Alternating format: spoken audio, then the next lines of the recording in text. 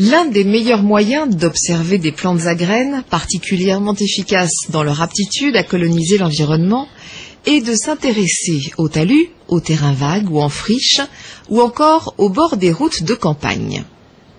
C'est là que les espèces les plus résistantes et les plus douées pour la dissémination sont les plus nombreuses et les plus apparentes.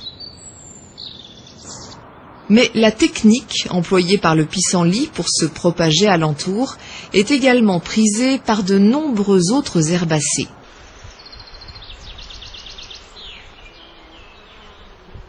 C'est le cas des salsifis sauvages, des chardons et de très nombreuses variétés de plantes à fleurs appartenant, comme le pissenlit, à la famille des composées. Sur ce mur de pierre sèche, des fougères de petite taille se sont installées spontanément dans la partie supérieure du mur.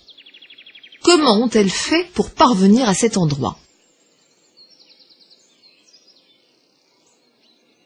L'observation de la face inférieure de leurs feuilles, comme c'est généralement le cas chez les fougères, permet de découvrir des petits paquets de boules sombres. Il s'agit de sporanges.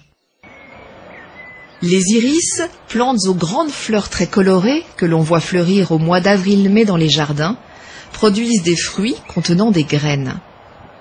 Mais ils utilisent une technique efficace, bien que très discrète, pour multiplier leur nombre et augmenter leur densité en un lieu donné.